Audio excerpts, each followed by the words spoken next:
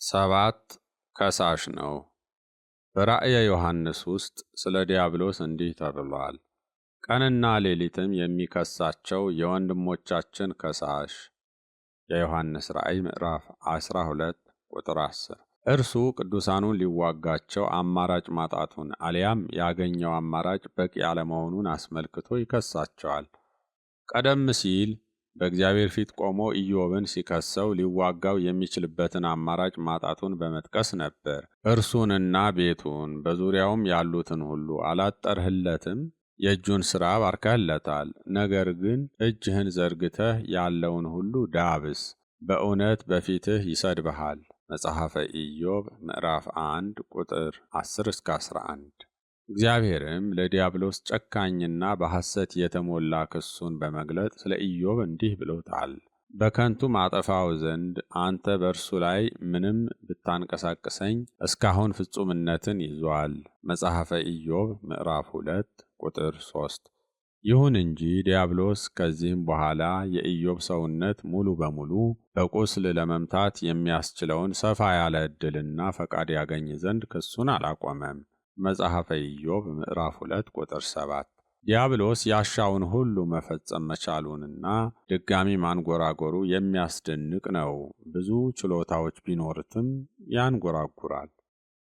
8 ብዙ ችሎታዎች አሉት። ርቀው ሊሄዱ የሚችሉ በርካታ ችሎታዎች ለዲያብሎስ አሉት። ብዙ ነገሮችን ያውቃል ተክኗልም። አስቀድሞ እግዚአብሔር ሊቀ መላእክት ሳለ የሰጠው ችሎታውን አልነፈገውም። በማንኛውም መስክ ያለው ዕውቀት ሰፋ ያለ ነው። የሃይማኖት መምህራንን በተሳሳተ መልኩ እየጠቀሰ ይዋጋበት ዘንድም የመጽሐፍ ቅዱስ ቃላትን ያውቃል። ጌታን በተፈታተነው ወቅት መጽሐፍ ቅዱስን ለእርሱ በሚመቸው መልኩ ተጠቅሟል። የማቴዎስ ወንጌል ምዕራፍ 4 ቁጥር 6። ከዚህ በተጨማሪ የጥርጥርና ትክክለኛ ያልሆኑ ጽሑፎች ሁሉ ደራሲ ነው። የመጽሐፍ ቅዱስን ቃል በተሳሳተ መልኩ እየተረጎመ በመናፍቃን ሕሊና ውስጥ ያሰርጻል። የአባታችን የቅዱስ አትናቴዎስ ቃላት ምንኛ እውነት ናቸው! ጠላታችን አርዮስ ሳይሆን ዲያብሎስ ነው ብሏል። ዲያብሎስ ገጣሚም ነው። ብዙ ገጣሚዎች እርሱን የሚያወድሱ ስንኞችን እንዲቋጥሩ ያደርጋቸዋል። ስለዚህ ጉዳይ አንድ መንፈሳዊ አባት ዲያብሎስ የአንድ ታዋቂ ገጣሚን አእምሮ በመስረቅ እርሱ በሚወደው መንገድ እንዲገጥም ያደርገዋል በማለት ተናግረዋል። ዲያብሎስ ስነ ጥበብ፣ ሙዚቃ፣ ቅርጻቅርጽ፣ ስዕልና መዝሙር አዋቂም ነው። ሰዎችን ባላቸው የሥነ ጥበብ ችሎታ ለመማረክና ለማስደሰት ለሚሹ የቅርብ የጥፋት አማካሪ በመሆን ወደ ተሳሳተ መንገድ መርቶ ከመንፈሳዊ ሕይወት ያርቃቸዋል።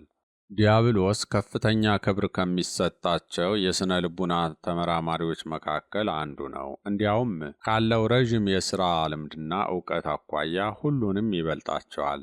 መንፈስ ስለሆነም መንፈስን በተመለከተ ከሰዎች ሁሉ በላይ አዋቂ ነው። ይሁን እንጂ የዲያብሎስ ዕውቀት የእርሱን ዓላማዎች ብቻ የሚያገለግል ነው። ንጹሕ ዕውቀት አንድ ነገር፣ ሌላ ዓላማን ለማሳካት ያን ዕውቀት መጠቀም ደግሞ ሌላ ነገር ነው። የሰይጣን ዓላማ የታወቀ ሲሆን ይኸውም የእግዚአብሔርን መንግሥት መቃወም ነው። ስለሆነም ይህን ሰይጣናዊ ዓላማውን ለማሳካት ያለውን ዕውቀት ሁሉ ይጠቀማል።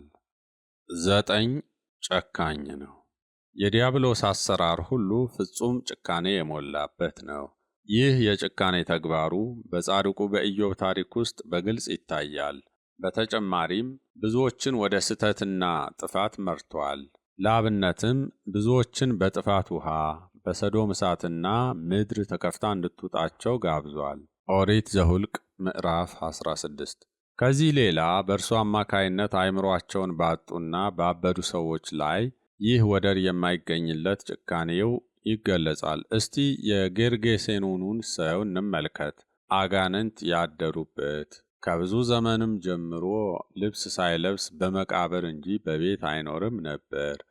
በሰንሰለትና በእግር ብረትም ታስሮ ይጠበቅ ነበር። እስራቱንም ሰብሮ በጋኔኑ ወደ ምድረ በዳ ይነዳ ነበር። የሉቃስ ወንጌል ምዕራፍ 8 ቁጥር 26-29። በሌላ ቦታም ሁልጊዜም ሌሊትንና ቀን በመቃብርና በተራራ ሆኖ ይጮህ ነበር፣ ሰውነቱንም በድንጋይ ይቧጭር ነበር የሚል ቃል አለ። የማርቆስ ወንጌል ምዕራፍ 5 ቁጥር 5። እርሱን የሚመስሉ ሌሎችም ብዙዎች እንዳሉ እናስብ። ጭካኔው ቅዱሳኑን በሚዋጋበት ጊዜ ደግሞ በአስፈሪ ሁኔታ ይገለጣል። አንድ ታላቅና ቅዱስ አባትን እጅግ በጣም አስፈሪ በሆኑ የተለያዩ ገጽታዎች እየተከሰተ ይታየው ነበር። አንዳንዴ በጣም አሰቃቂ ድምፅ እያወጣ በዙሪያው በሚዞር አስቀያሚና አስደንጋጭ አውሬ ተመስሎ ይመጣበታል። በአንድ ወቅት ደግሞ አንዱን ጻድቅ አባት ክፉኛ በመጎሰም በሞትና በሕይወት መካከል ትቶት ሄዷል። የቅዱስ ሲራኮስንም ታሪክ የሚያነብ ሌሎች ብዛት ያላቸው ተመሳሳይ አሊያም የከፋ ጭካኔዎቹን ሊገነዘብ ይችላል። ዲያብሎስ ውጊያዎቹ፣ ጥፋቱና በዓለም መካከል የሚያነሳሳቸው የወንጀል ተግባራቱ ጭካኔ የተሞላባቸው ናቸው። የእነዚህ ሁሉ ውጤታቸው የታወቀ ነው። ዲያብሎስ ዓለም በእነዚህ ሁሉ ጥፋቶች ሲጠፋ በመመልከት ከመደሰቱ ባሻገር ይህን እንደ ትልቅ ድል ይቆጥረዋል።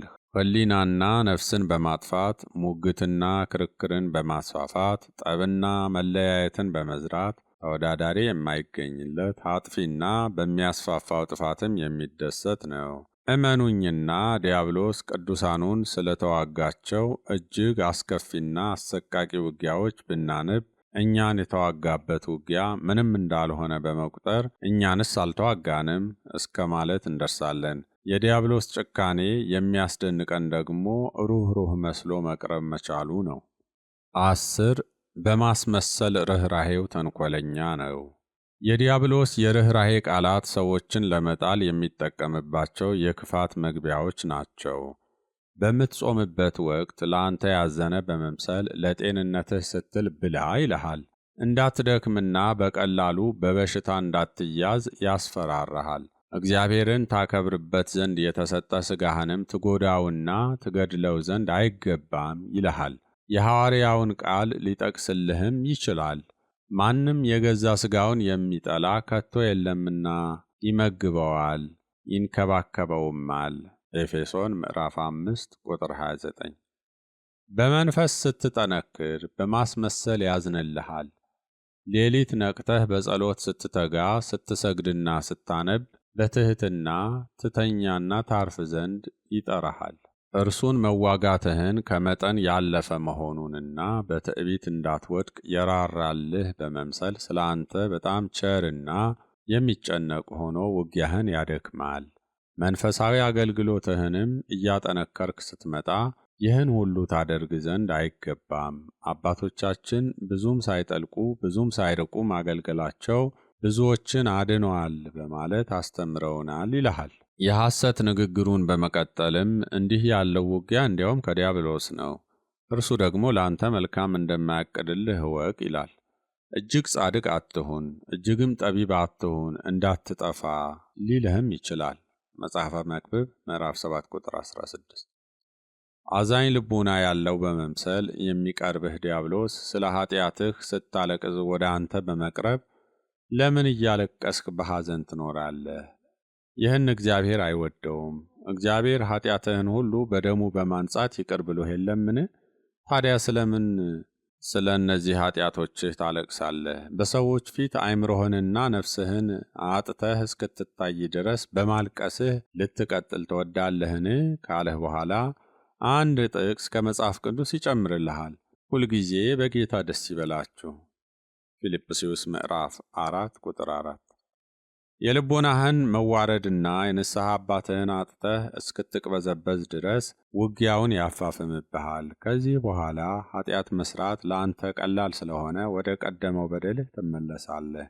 በዚህ ጊዜ ከሳቅ ሐዘን ይሻላል፣ ከፊት ሐዘን የተነሳ ልብ ደስ ይሰኛልና የሚለውን የመጽሐፍ ቅዱስ ቃል እንድትዘነጋው ያደርግሃል። መጽሐፈ መክብብ ምዕራፍ 7 ቁጥር 3። ይኸው አዛኝ ልቡና ያለው መስሎ የሚቀርብህ ዲያብሎስ ሕሊናህ እንዳይወቅስህ አድርጎ ስህተትህን ትክክል ነው ብለህ እንድትቀበል ያደርግሃል።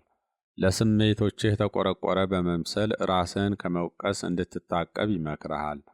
በሐዘንና ተስፋ በመቁረጥ ማዕበል ስትመታም እንኳ አዛኝ መስሎ ይቀርብሃል። ከዚያም ለፈጸምካቸው ስህተቶች ሁሉ የተለያዩ ይቅርታዎችንና ቅን የሚመስሉ ፍርዶችን እንድትፈርድ እንዲህ በማለት ያማክርሃል። ሁሉም ነገር ስህተት ነው አትበል። እንዲህ እያልህ ራስህን በመገሰጽም ጥርጣሬ ውስጥ አትውደቅ። ይህ በእርግጥ ትክክል አይደለም። ይህን ስትል ግን ከልብህ አይደለም። አሳብህ መልካም ስለሆነም ከእግዚአብሔር ጋር ያስታርቅሃል። እግዚአብሔር ሐሳብን ይመለከታልና ይህም ትክክል አይደለም። ግን ምን አደረግህ? ነገር ግን ያሉት ሁኔታዎች ጫና ስለሚፈጥሩብህ እመነኝና እኔም በአንተ ቦታ ብሆን የማደርገው ይህንኑ ነው። እግዚአብሔር ከችሎታህና ከአቅምህ በላይ የሆነውን ከአንተ አይጠብቅምና አትጨነቅ ይልሃል። ስህተትህን ትክክል አድርጎ ካሳየህና ካሳመነህ በኋላ ግመልን ትውጥ ዘንድ ሕሊናህን ያሳርፍልሃል። በዚህም ከንስሐ ራስህን ከመጠበቅና በጥቂቱ ከመታመን ያርቀሃል። የዲያብሎስ ቸርነት በነፃ የሚታደል ሳይሆን ሰዎችን ለመጣል ማጥመጃ ሆኖ የሚቀርብ መሳሪያ ነው። ስለዚህ እወቅበት፣ አትስማው። ራስህን አጥብቀህ በመጠበቅ ባሕርይህን አጽና። ዲያብሎስ በአንተ ላይ በሚከፍታቸው ውጊያዎች ሁሉ ታማኝ አለመሆኑን አስተውል። መልካም አቀራረብ ይኑራቸው እንጂ ምክሮቹ ሁሉ የሚታመኑ አይደሉም። ያንተ ጥፋት እንጂ ሌላ ምንም አያስደስተውም። 11 ቀናተኛ ነው። መንፈሳዊ ሕይወቱ የተቃናና ጻድቅ የሆነ ሰው በተመለከተ ቁጥር የዲያብሎስ ልቡና እረፍት ያጣል። በሚቻለው ሁሉ ይህን ሰው ለመጣል ይነሳሳል። በዚህ ቅናቱም ምሕረት የሌለበት በትሩን ይቃጣል። ጻድቁ ዮሴፍ በተመለከታቸው ሕልሞች በመቅናቱ በወንድሞቹ ልቡና ውስጥ የቅናትን መንፈስ በማስገባት እንደ ባሪያ እንዲሸጡት አድርጓል። ከዚህ በኋላ ዮሴፍ በመልካም ባህሪው በጲጥፋራ ፊት ሞገስ በማግኘቱ ድጋሚ ስለቀናበት እንደ ጥፋተኛ ተቆጥሮ ወደ ወህኒ እንዲጣል አድርጓል። በዓለሙ በመቅናቱም ዓለሙ ያለ አምልኮተ እግዚአብሔር እንዲቀር በብዙ አማልክት እንዲያመልክና እግዚአብሔር የለም ብሎ እንዲያምን አድርጎት ይታያል። ለዚህ ዓላማው መሳካትም የተለያዩ አመለካከቶችንና ፍልስፍናዎችን ጥንታዊ አምልኮዎችንም ጨምሮ ይጠቀማል። የመዝሙረኛው ዳዊት ቃላት ምንኛ እውነት ናቸው! የአሕዛብ አማልክት ሁሉ አጋንንት ናቸው። መዝሙረ ዳዊት መዝሙር 95 ቁጥር 5። ዲያብሎስ በእውቀት በጥበብ በድንግልናና በትሕትና ይቀናል። ስለዚህም አላዋቂነትን፣ ዝሙትን፣ ትዕቢትንና በያዘው ክፉ አስተሳሰብ በዓለም ውስጥ ያስፋፋል። ሰለሞንን ከጠቢብነቱ መልሶ በኀጢአት ጥሎታል። ወደፊትም የተሳሳተ ዕውቀት መዝራቱን ይቀጥላል። ሰነፍ በልቡ እግዚአብሔር የለም ይላል። መዝሙረ ዳዊት መዝሙር 13 ቁጥር 1። ዝሙትም ዓለሙን ሁሉ የሚዋጋበት አደገኛ መሳሪያ ነው። ትዕቢት ሌሎች ኀጢአቶችን ሁሉ ያሸነፉትን ሰዎች የሚጠምድበት ጠንካራ የኀጢአት መረቡ ስለሆነ ብዙዎችን በዚህ ጥለዋል። የዲያብሎስ ቅናት ተራ ስሜት ሳይሆን አጥፊ ነው። ዲያብሎስ ልክ ኢዮብን እንደተዋጋው ባለው ኃይል ሁሉ ይዋጋል። በትዕግስቱና በጽናቱ ስለቀናበት በእግዚአብሔር ፊት ከሰሰው፣ ክፉኛም መታው። በገዳም በሚኖሩ አባቶች ምንኩስናና ብሕትውና ስለሚቀናም እጅግ አስቸጋሪና ከባድ የሆኑ ውጊያዎችን ያውጅባቸዋል። በወቅቱ እጅግ ሊቅ በነበረውና በነገረ መለኮት ትምህርት የመጀመሪያው ፕሮፌሰር በነበረው በኦሪገን ዲያብሎስ ስለቀናበት ቤተ ክርስቲያን አውግዛ እስክትለየው ድረስ በጥርጥር ማዕበል መታው። ስለ እርሱም እንዲህ ተባለ፣ ታላቁ ማማ ሆይ እንደምን ወደቅህ? ስለሆነም ማንኛውንም አይነት መንፈሳዊ ሥራ በሠራህ ጊዜ ዲያብሎስ እንደሚቀናብህ አስብ። በጽድቅ መንገድ ስትጓዝ ምን ጊዜም ቢሆን ዝም ብሎ አይመለከትህም፣ በሚቻለው ሁሉ ሊጥልህ ይጣጣራል እንጂ። ስለዚህ መንፈሳዊ ተግባርን ከተመስጦ ጋር በምታከናውንበት ጊዜ ሁሉ ቢተናኰልህ ተስፋ አትቁረጥ። ይልቁንም እንዲህ በለው፣ ይህን ጠብቄዋለሁ፣ ይሁን እንጂ ዳግመኛ እንዳልወድቅ የእግዚአብሔርን ምሕረት በመጠየቅ እጸልያለሁ። እግዚአብሔር አንድ አይነት ስጦታ ሲሰጥህ ርኩሳን መናፍስት እንደሚቀኑ ጠብቅ። በዚህም ጊዜ በትዕቢት እንዳትወድቅ አሊያም የተሰጠህን የጸጋ ስጦታ አላግባብ እንድትጠቀምበት ለማድረግ የማያደርጉት ሙከራ አይኖርም። በዚህም መንፈሳዊ ዓላማውን አስተው ስጦታህ ለአንተም ሆነ ለሌሎች የሚሰጠውን ጥቅም ያስቀራሉ። 12 ምቹ ጊዜን ይጠብቃል። ዲያብሎስ መድኃኒታችን ኢየሱስ ክርስቶስ 40 ቀንና 40 ሌሊት ከጾመ በኋላ መራቡን ሲመለከት ይህ ምቹ ጊዜ መሆኑን አውቆ በዳቦ እንደፈተነው ሁሉ ሰዎችን ለመፈተን ማንኛውንም ምቹ ጊዜ እንዲያልፈው አይፈልግም። በጴጥሮስ ፍርሃት ተጠቅሞ ጌታውን አላውቅም እንዲል አድርጎታል። የአይሁድን በሰንበት ከሁሉ ነገር መከልከልን ተጠቅሞ ከዚያ በፊት ማንም ያላደረጋቸውን የኢየሱስ ክርስቶስ የማዳን ተአምራትን እንዲክዱ አልፎ ተርፎም ኃጢአተኛ ነው ብለው እንዲከሱት አድርጓል። የዮሐንስ ወንጌል ምዕራፍ 9 ቁጥር 11። 13 የማያምንና የማይታመን ነው። ቀደም ሲል እንደተመለከትነው ዲያብሎስ ስትጾም ራስህን ስትገዛና ሥጋህን ስታደክም ለጤንነትህ የተጨነቀ በመምሰል ሊቀርብህ ይችላል። በመቀጠልም ስለ ጤንነትህ ስትል ለሰውነትህ እረፍት እንድትሰጥ ያማክርሃል። ዋናው ቁም ነገር ግን ስለ አንተ ጤንነት በእውነት አለማሰቡ ነው። አንተ ሌሊቱን ለጸሎት፣ ለስግደትና መንፈሳዊ መጻሕፍትን ለማንበብ ንቁ ሆነህ ስትገኝ እንድትተኛ ይገፋፋሃል። በአንጻሩ ግን ሥጋህን ለማስደሰት ወይም ለማዝናናት ሌሊቱን ሙሉ ሳትተኛ ብታድር ንቁ ሆነህ መቆየትህ ለጤንነትህ መልካም አለመሆኑን አያማክርህም። በዓለም ስላለው ከንቱ ነገር ሁሉ በማሰብ ብትደክም ታርፍ ዘንድ ግድ አይልህም። ሀብትን ለማከማቸት፣ ሥጋዊ ተድላና ደስታን ገንዘብ ለማድረግ፣ ጫጫታና ዳንኪራ የበዛበት ድግስ ለማዘጋጀትና ቁማር ለመጫወት ብትደክምም እንድታርፍ አይጠይቅህም። እነዚህን የመሳሰሉት ሥጋዊ ተግባራት ለማከናወን መድከምህ አያሳዝነውም። ጥቂት ረፍት እንድትወስድም አይመክርህም። እርሱ ታርፍ ዘንድ ግድ የሚልህ ለመንፈሳዊ ተግባራት ደፋ ቀና በምትልበት ወቅት ብቻ ነው። ያንተን ጤንነት አስመልክቶ ሐዘኔታው የሚነቃቃው አንተ መንፈሳዊ ተጋድሎዎችን ስታደርግ ብቻ ነው። ስለሆነም በመንፈሳዊ ተጋድሎህ ወቅት ለእረፍት ቢጠራህ አትስማው። እንዲህ አይነቱ ጥሪ የማሳነፍና የማዘናጋት ጥሪ ነውና። የእግዚአብሔር ልጆች ግን በድካማቸው ይደሰታሉ ይመካሉም። አንደኛ ቆሮንቶስ ምዕራፍ 15 ቁጥር 10። ከዚህ በተጨማሪ ቅዱስ ጳውሎስ እንዲህ ብሏል፣ በድካም አብዝቼ በመገረፍ አብዝቼ በመታሰር አትርፌ በድካምና በጥረት ብዙ ጊዜም እንቅልፍ በማጣት። ሁለተኛ ቆሮንቶስ ምዕራፍ 11 ከቁጥር 23 እስከ 27። ስለዚህ ስለ ክርስቶስ በድካም በመንገላታትም በችግርም በስደትም በጭንቀትም ደስ ይለኛል፣ ስደክም ያን ጊዜ ኃይለኛ ነኝና። አንደኛ ቆሮንቶስ ምዕራፍ 3 ቁጥር 8። ይህን በማስተዋል ተገንዝበህ ስለ እግዚአብሔር የምትችለውን ያህል ድከም። ዲያብሎስ እንድታርፍ ቢያማክርህ ምክሩ መንፈሳዊ የሚታመንና እውነት አለመሆኑን እወቅ። አንድ ታላቅ አባት በብሕትውና ተጋድሎ ራሱን በማድከም ይኖር ነበር። ከዕለታት በአንድ ቀን መድኃኒታችን ኢየሱስ ክርስቶስ ተገልጦ ስሙን ከጠራ በኋላ ከድካሙ እንዲያርፍ ቢጠይቀው አንተ ስለ እኛ ድህነት ስትል ከደከምከው ድካም ጋር ሲነጻጸር የእኔው ምንም እንዳልሆነ ቆጥራለሁ በማለት መልሶለታል። አሁን አርፈህ ኋላ ዘላለማዊ ድካም ከምትደክም በዚች ምድር ሳለህ ደክመህ ኋላ የድል አክሊልን ብትቀበል ይሻልሃል።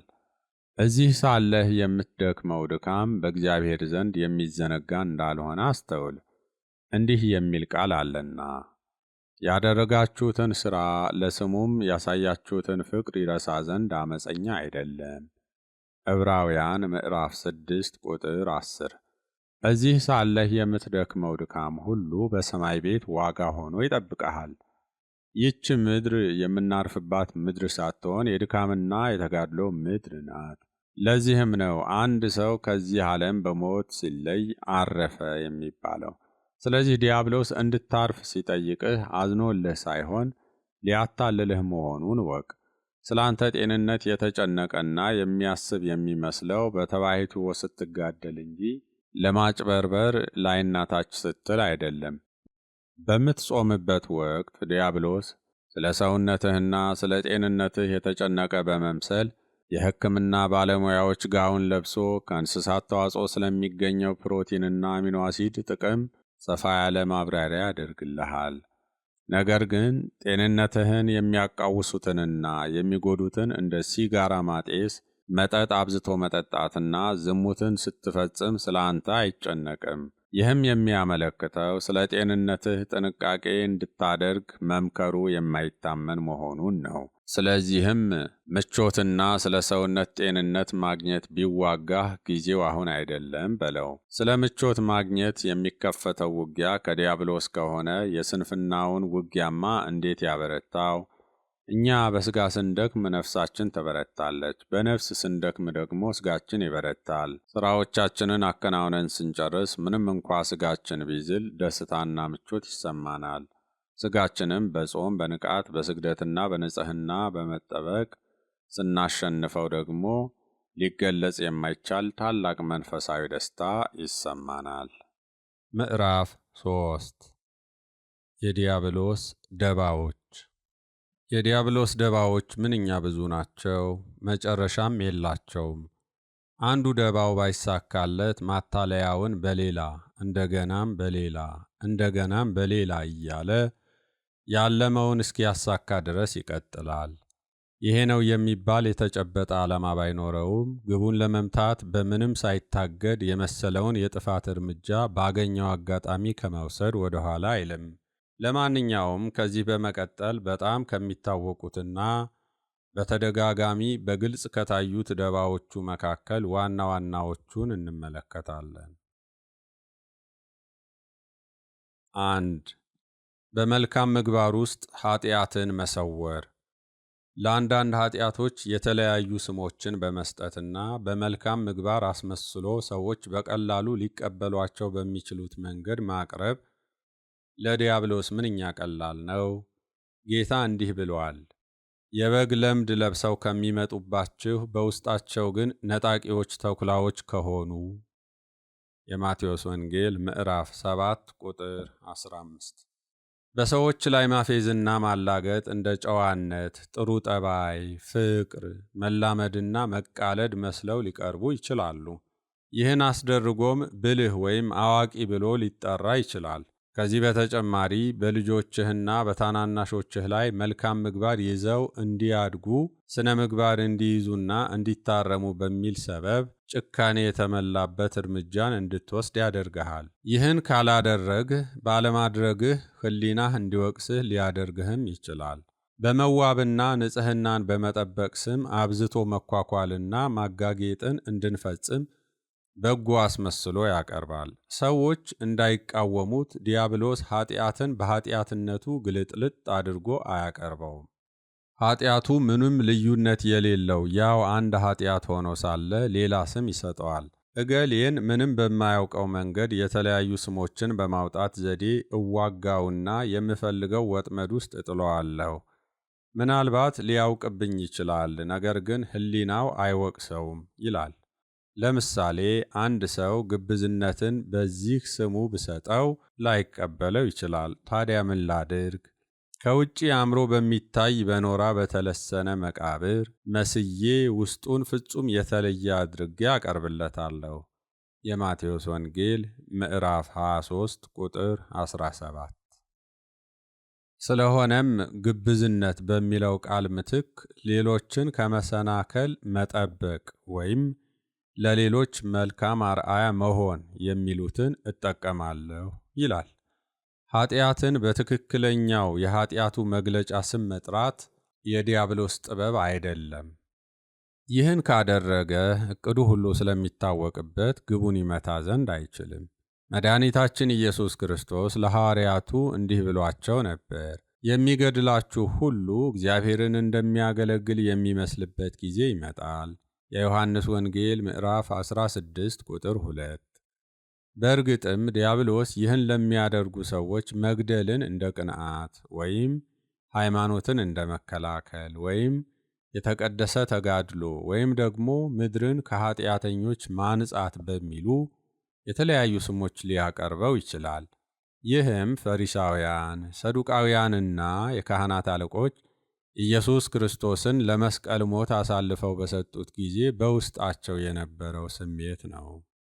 ወደ ኢየሱስ ክርስቶስ ይመጡ የነበሩትን ሕፃናት ሲገስጹና ሲከለክሉ የነበሩት ሰዎች ይህ በእነሱ ዘንድ የጭካኔ ተግባር መስሎ እንዲታያቸው አያደርግም።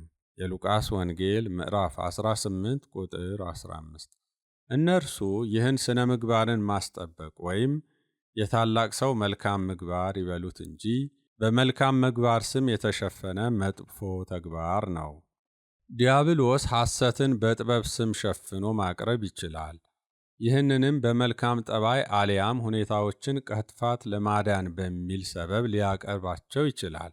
አንድ ሐኪም የበሽተኛውን ሞራል ለመጠበቅና ራሱን ከመሳት ተከላክሎ ለማዳን በሚል ምክንያት ለበሽተኛው ብዙ ውሸት የሆኑ ነገሮችን ሊነግረው ይችላል።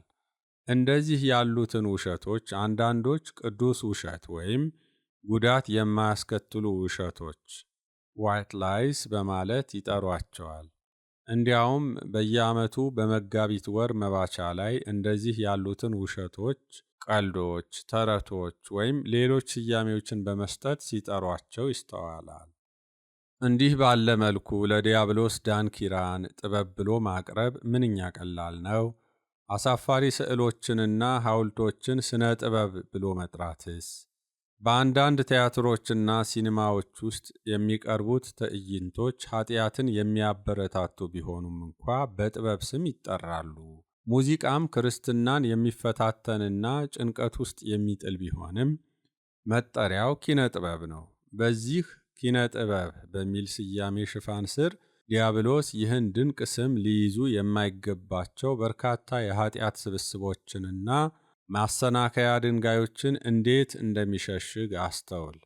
ዲያብሎስ ንፍገትን በዚህ ስሙ የሚጠራው ይመስልሃልን? ማንም ስለማይቀበለው አይጠራውም። ይልቁንም ጠንካራ ኢኮኖሚ፣ ገንዘብን ለወደፊት መቆጠብ፣ ገንዘብ አለማባከን ወይም በቅንጦት አለመኖር በሚሉ ስያሜዎች ይቀይረዋል። ዲያብሎስ አንድ ባለጸጋ ሰው ለድሃው አንዳች እንዳይሰጠው ለመከላከል ከፈለገ እንዲህ በማለት ያማክረዋል። ምጽዋት በመስጠት ልመናንና ጥገኝነትን አታበረታታ፣ ስለዚህ አለመስጠትህ በፊትህ ወስ ትበላለህ የሚለውን የእግዚአብሔርን ትእዛዝ ስለማይቃወም ሥራ ፈልገው በመስራት የራሳቸውን እንጀራ እንዲበሉ ያደርጋቸዋል ይለዋል። ኦሪት ዘፍጥረት ምዕራፍ 3 ቁጥር 19። ለችግረኛና ለምስኪን የሚያስብ ምስጉን ነው። እግዚአብሔር በክፉ ቀኑ ያድነዋል። እግዚአብሔር ይጠብቀዋል፣ ሕያውም ያደርገዋል፣ በምድር ላይም ያመሰግነዋል፣ በጠላቶቹም እጅ አያሳልፈውም። እግዚአብሔር በደዌው አልጋ ላይ ሳለ ይረዳዋል፣ መኝታውን ሁሉ በበሽታ ጊዜ ያነጥፍለታል ያለውን ቃል እግዚአብሔርን አያስታውሰውም። መዝሙረ ዳዊት መዝሙር 40 ቁጥር 1 እስከ 3። ለኃጢአት የመልካም ምግባርን ስም መስጠት ደግሞ ሰዎች በኃጢአታቸው እንዲቀጥሉ ያበረታታቸዋል። እንዲህ ያለው ማታለል ሰዎች ስላለፈው በደላቸው ሕሊናቸው እንዳይወቅሳቸው ማድረግ ብቻ አይደለም፣ በዚያው በቀደመ ኃጢአታቸው ወደፊትም እንዲገፉበት ያደርጋቸዋል። ዲያብሎስ የአርዮስን የመቅዶንዮስንና የባስልዮስን አስተሳሰብ ኑፋቄ በሚል ስያሜ ይጠራዋልን? አይጠራውም። ይልቁንም ኑፋቄያቸው ትክክለኛ ሃይማኖትን ለማስጠበቅና ለመከላከል የሚረዳ አስመስሎ ያሳምናቸዋል። የመጽሐፍ ቅዱስ ጥቅሶችንም በተዛባ መልኩ እንዲረዱ፣ እንዲተረጉሙና እንዲቀበሉት ከማድረግ ባሻገር ሌሎችን በተሳሳተ መንገድ እንዲያሳምኑበት ያደርጋቸዋል። ስለሆነም የማታለያ ስያሜዎች ላይ ጠንቀቅ በል። ምንም እንኳ ኃጢአት የተለያዩ ስያሜዎች ቢሰጡትም ያው ኃጢአት ነውና በዚህ ዲያብሎስ እንዳያታልልህ አስተውል። 2. ሌላ መልካም ምግባር ትይዛለህ በሚል ሰበብ የያዙትን ማስጠፋት። የተፈጥሮ ባህሪህ አካል እየሆኑ በመጡትና ቋሚ መልካም ምግባራትህ ዲያብሎስ በጣም ይናደዳል።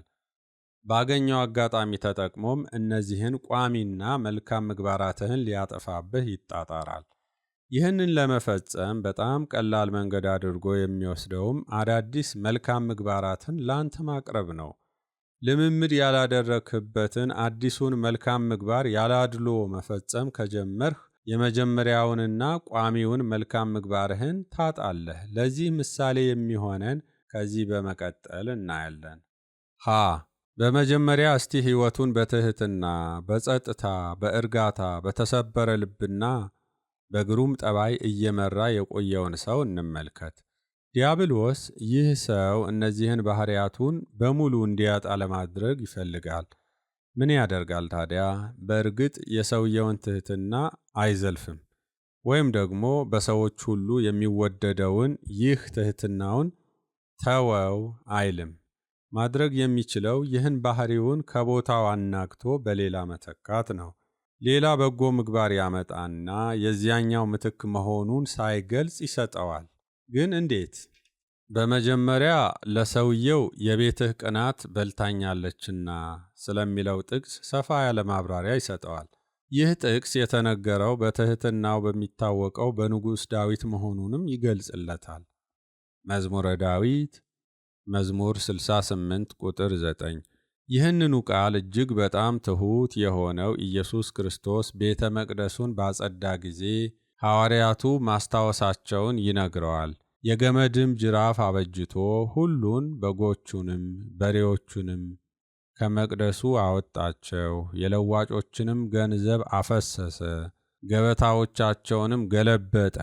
የዮሐንስ ወንጌል ምዕራፍ 2 ከቁጥር 15 እስከ 17። በመቀጠልም ቤቴ የጸሎት ቤት ትባላለች ተብሎ ተጽፏል፣ እናንተ ግን የወንበዶች ዋሻ አደረጋችኋት አላቸው ማለቱን ያሳስበዋል።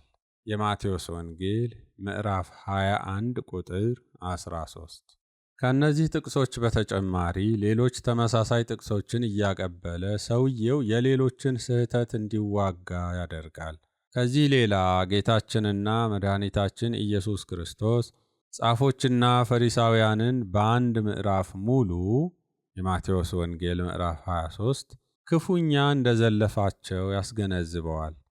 እናንተ ግብዞች ጻፎችና ፈሪሳውያን በማለት የማቴዎስ ወንጌል ምዕራፍ 23 ቁጥር 13፣ 14፣ 15፣ 23፣ 25፣ 27፣ 29።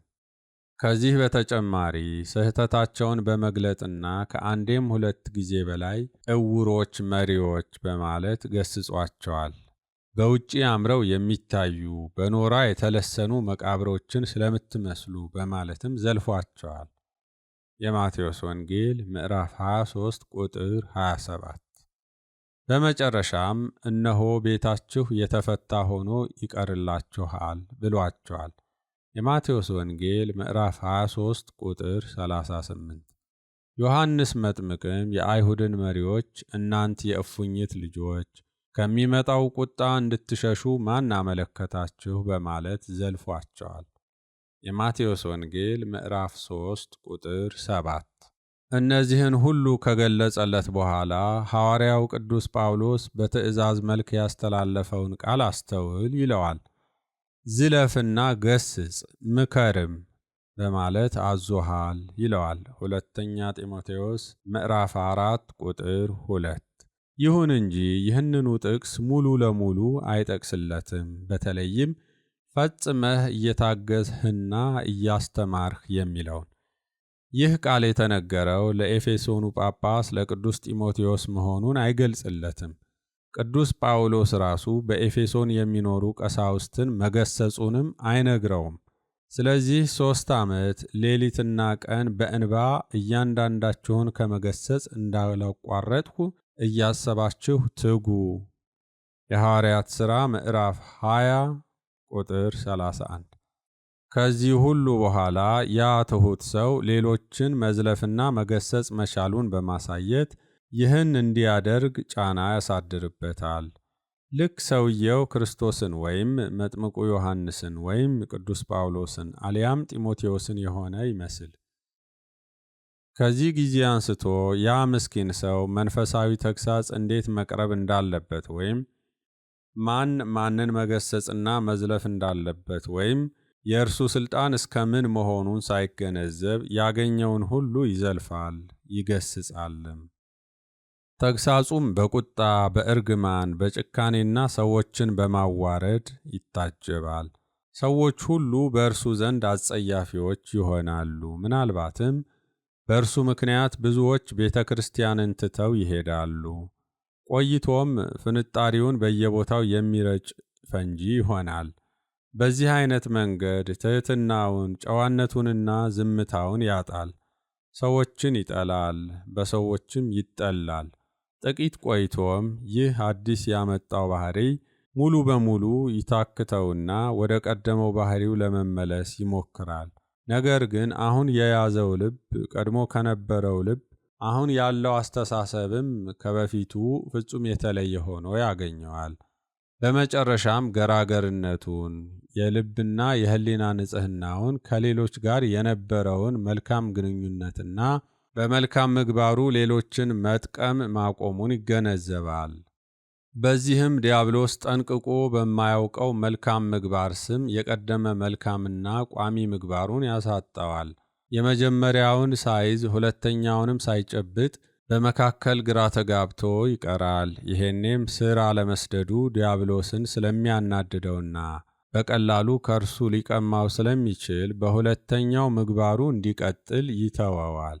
ስለዚህ ነው የቀደሙት አባቶቻችን እኛ ልጆቻቸውን እንዲህ በማለት የመከሩን፣ ዲያብሎስ የቀደመ መልካም ምግባርህን የሚያጠፋ ሌላ አዲስ ምግባር ቢያቀርብልህ፣ አሁን ያቀረብክልኝ መልካም ምግባር መልካም ይሁን እንጂ እኔ አልፈልገውም በማለት መልሰው። በእርግጥ አንዱ የእግዚአብሔር መልካም ሥራ ሌላውን አያጠፋውም። አንድ ሰው ግን ከሌላው ሰው የሚለየው የራሱ ባህሪ አለው። ለአንዱ የሚሆነውም ለሌላው ላይሆነው ይችላል።